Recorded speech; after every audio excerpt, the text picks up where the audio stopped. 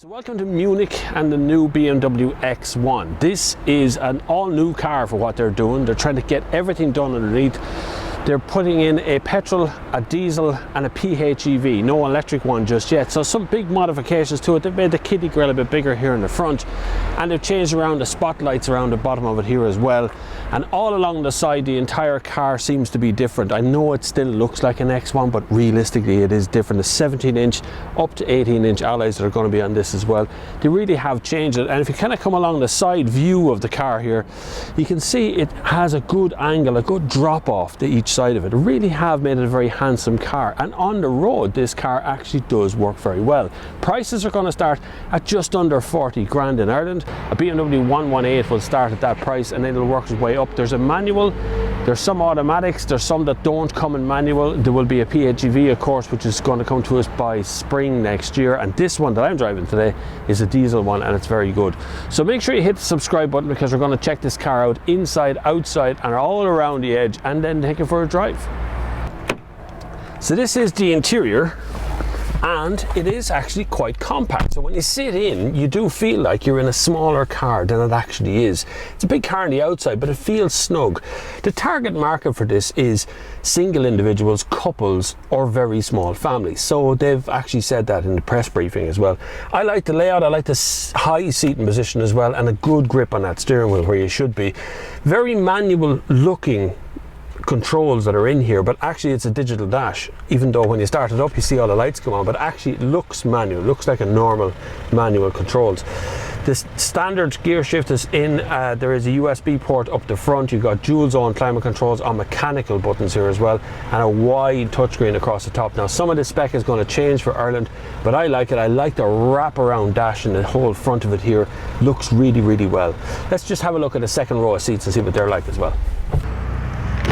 So this is the back seat, and you can see what they're going for here with a side of a small family car, but actually there's tons of space. Look at the distance between me and the seat that's set for me in front. It is a big car back here, but they're not targeting that audience. Now there's two USB ports back here, but they're USB-C, which is an oddball since the front one is just an ordinary USB. You also get a center armrest here with a sort of a complicated cup holder thing in the middle of it, which is quite nice. There is no loader through because this is a 5-door hatchback, so all these seats fold flat, and it will take just about 3 people across the middle of this, but I'd say be much more comfortable with just 2, and they get ISOFIX on both sides. So it's quite a roomy, airy back cabin, even though there is nothing over my head here to give extra light. It still looks the part. Now we have a quick look at the boot, and then we go for a drive. So just coming out of the back of the car for a quick look at the boot. Now like I said, this is not designed to be a family car, this is not designed to be a big family car. They're talking about small families, so 1 or 2 kids, but actually you can see here I have plenty of room for my luggage in the back, plenty of space. There's a 12-volt socket back here as well. There's good decent shopping bag hooks, and you get more space underneath here because they haven't put in a spare wheel, but everything else is there. You do get an inflation kit, of course, and everything falls flat. It would work out to be a small family car. I think it'd be the right size for it, but we're going to find out on the drive now what it's really like to go for. So to drive, BMW really do the best kind of handling in most of their cars, and to be fair to them, they do an exceptional diesel engine, and that's exactly what's in this car.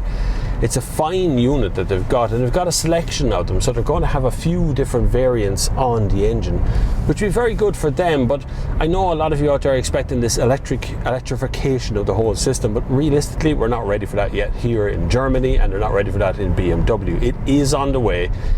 I don't know if it's going to be in this car, but certainly PHEV is what they're announcing right now. But this diesel engine, it's a shame that they have to go. It's a shame that they've become sort of a problem across Europe right now, because it is an incredible machine to drive when you actually sit here. So much torque, power and ability from the engine.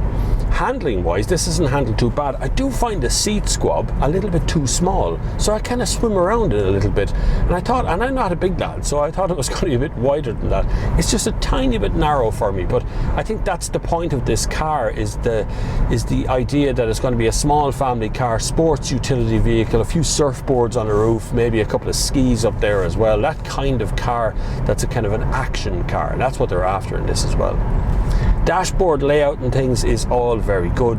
This has active cruise control. They've narrowed some of the stalks on the steering wheel and they've thickened up the edges of the steering wheel, so it's still quite a chunky thing to hold, although not quite as chunky as some of the BMW 3 Series steering wheels.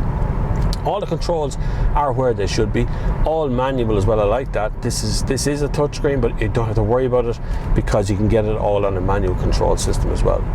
Like I said, prices start in Ireland just under 40 grand for the 118. The one you're kind of looking at, the one I'd kind of spec for right now, is much more around the 45,000 euro mark.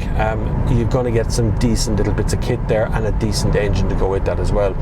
PHEV, haven't driven it yet, not till later on this afternoon, and I'm going to have a go in the petrol one, but actually my heart is still in the diesel one. I kind of like that most.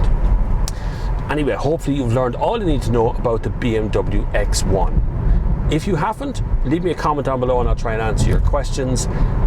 Make sure you've hit the subscribe button, and you can check out some of the support links down below as well. But until the next time, I will see you on the far side.